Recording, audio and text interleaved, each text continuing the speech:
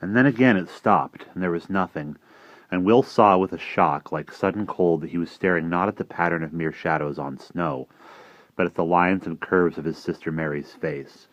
There she lay on the snow, in the clothes she had worn when he last saw her, alive and unharmed, but gazing blankly up at him without any sign that she recognized him or knew where she was.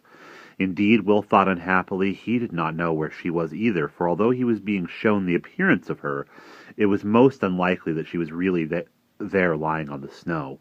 He moved to touch her, and as he expected, she vanished completely away, and only the shadows lay on the snow as before. "You see," said Hawkins, unmoving, beside the beech tree, "there are some things that the dark can do, many things which you and your masters have no control, many things over which you and your masters have no control at all." "That's pretty obvious," Will said.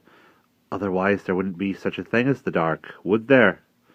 We could just tell it to go away." Hawkins smiled, unruffled.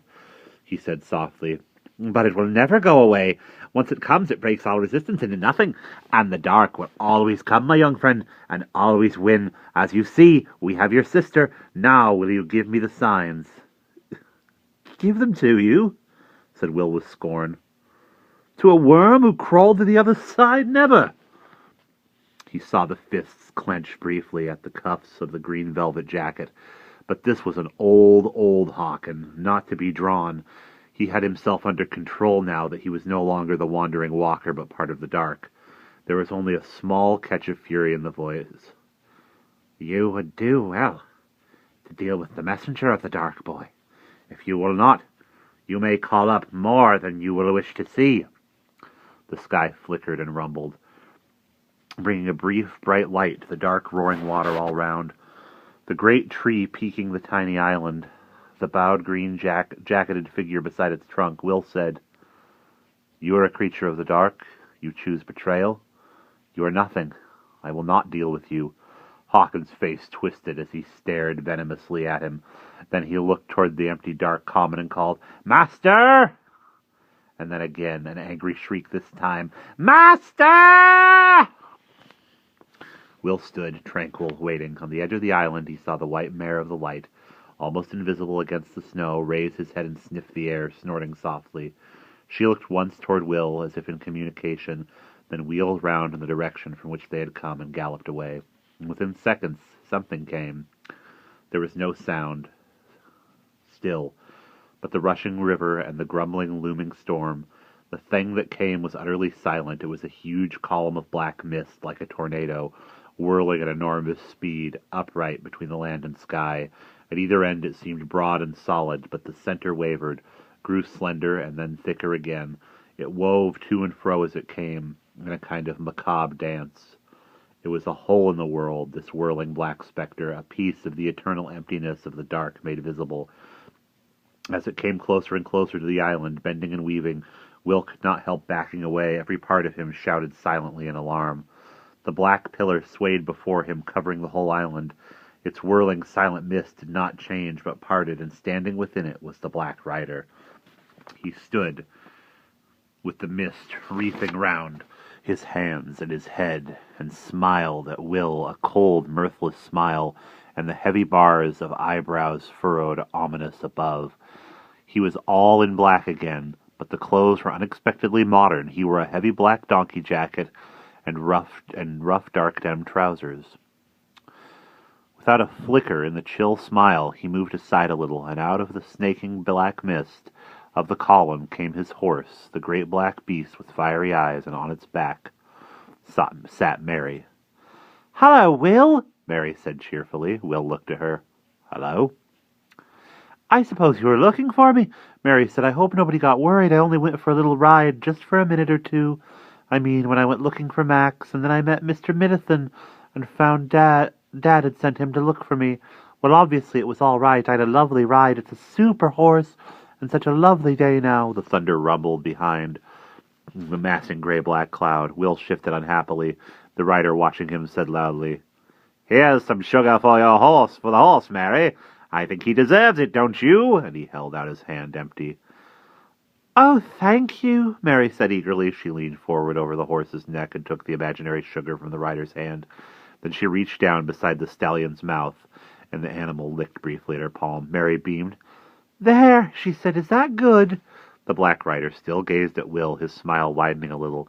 He opened his palm in mockery of Mary, and lying in it, Will saw a small white box made of icy translucent glass, with lines of runic symbols engraved on the lid. Here I have her, old one," said the rider, his nasal accented voice softly triumphant. "Caught by the marks of the old spell of Lear, that was written long ago on a certain ring and then lost. You should have looked more closely at your mother's ring.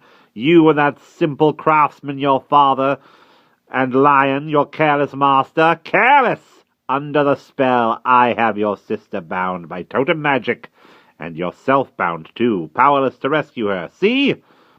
He flicked the little box open, and Will saw, lying in it, a round, delicately carved piece of wood, wound about with a fragile gold thread. With dismay, he remembered the only ornament that had been missing from the Christmas collection carved by Farmer Dawson for the Stanton family, and the golden hair that Mr. Middleton, his father's visitor, had with casual courtesy flicked away from Mary's sleeve.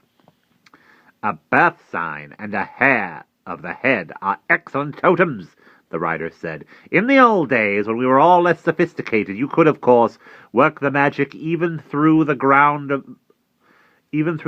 a man's foot had trod." "Or where his shadow had passed," Will said. "But the dark casts no shadow," said the rider softly.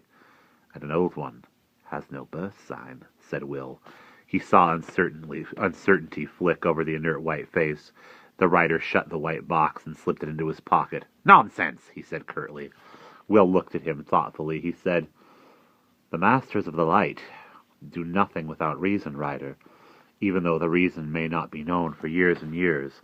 11 years ago, Farmer Dawson of the Light carved a certain sign for me at my birth, and if he had made the sign with the letter of my name, as the tradition was, then perhaps you could have used it to trap me in your power.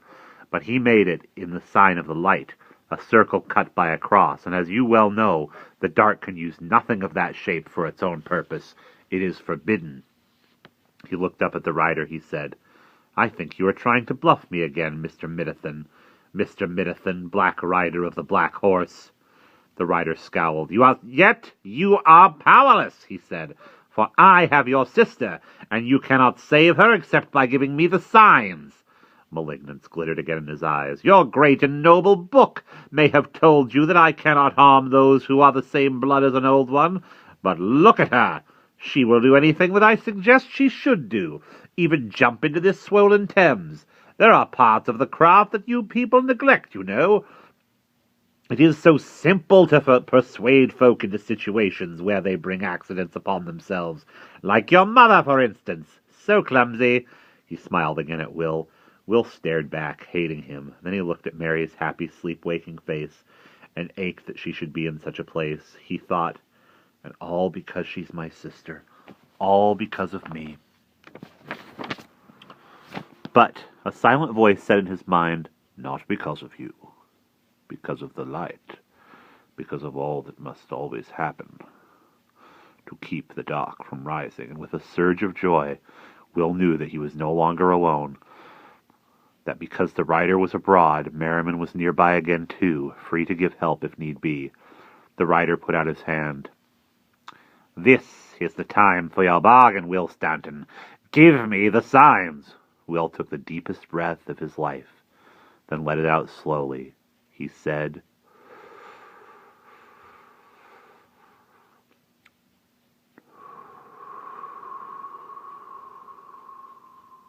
"No."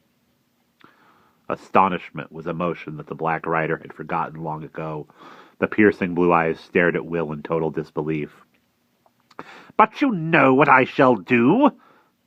"Yes," Will said, "I know, but I will not give you the signs." For a long moment the rider looked at him, out of the vast black pillar of swirling mist in which he stood. In his face, incredulity and rage were mingled with a kind of evil respect. Then he swung round to the black horse, and to Mary, and called aloud some words in a language that Will guessed from the chill they put in his bones must be the spell speech of the dark, seldom used aloud. The great horse tossed his head, white teeth flashing, and bounded forward, with happy, witless Mary clutching his mane and gurgling with laughter. He came to the overhanging snowbank that bordered the river, and paused. Will clenched the signs on his belt, agonized by the risk he was taking, and with all his might he summoned up the power of the light to come to his aid. The black horse gave a shrill, shrieking whinny, and leapt high into the air over the Thames. Halfway through his leap he twisted strangely, buckling in the air, and Mary screamed in terror, grabbing wildly at his neck. But her balance was gone, and she fell. Will thought he would faint as she turned through the air, his risk bursting into disaster, but instead of splashing into the river, she fell into the soft, wet snow at its brink. The black rider cursed savagely, lunging forward. He never reached her. Before he was in mid-stride, a great arrow of lightning came from the storm, amassed now almost overhead, and a gigantic crack of thunder. And out of the flash and the roar, a blazing white streak rushed over the island toward Mary, catching her up so that in an instant she was gone, seized away, safe. Will hardly managed to get a glimpse of Merriman's lean form, cloaked and hooded on the white mare of the light, with Mary's blonde hair flying where he held her. Then the storm broke. The whole world whirled, flaming round his head.